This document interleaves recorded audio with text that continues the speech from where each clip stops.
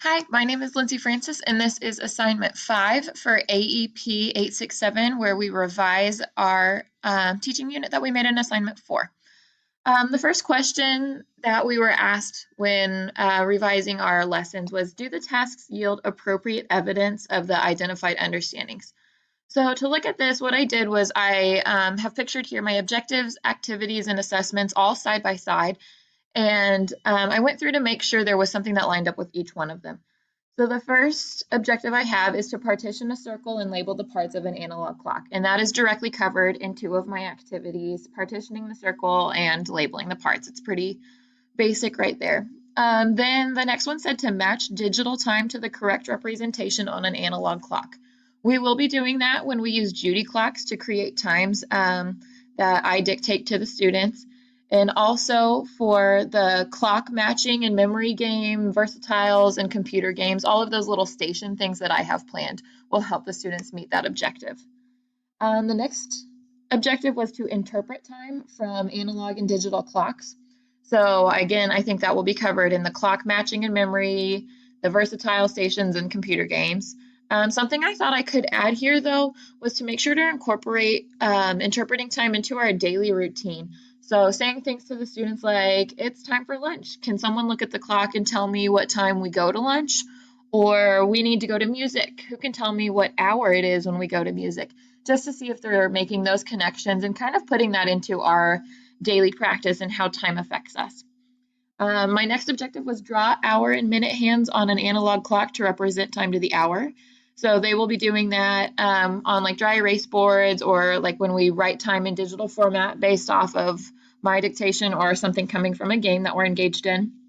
I also thought it would be good for me to create a station with cards that have digital time on it and then have the students using a write on, wipe off clock face so they could draw the hands on there just for some extra practice.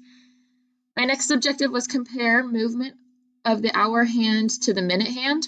And this is something I noticed that I don't have a specific activity for, but that's something that's going to occur during whole group instruction when we're actually talking about the parts of the clock as we label them and just all throughout the lessons pretty much. And the final one was relate telling time to personal experiences by producing a personal schedule depicting time in both analog and digital formats. So this is directly covered by the production of that personal schedule, and this will help relate to personal experiences. If I can incorporate that, again, like I said, with asking questions about where's the minute hand when it's time for us to go to recess? How many minutes is that? So that's something I would like to add as well. The next question we were asked to consider is, do the tasks involve a complex real-world application of the identified knowledge, skill, and understandings? And I mean, luckily for this unit, telling time itself is a real-world skill that students will use for the rest of their lives. So I think that's easily covered by this unit. We'll be discussing why telling time is important and how it affects us, and that'll go on throughout the entire unit. And of course, the personal schedule project will really pull that all together. And we were asked, are students given the opportunity to self-assess and reflect upon their learning and performance?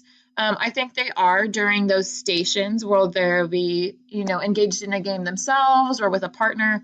They can see how they're doing compared to a peer and just really gauge the level of difficulty each activity has for them.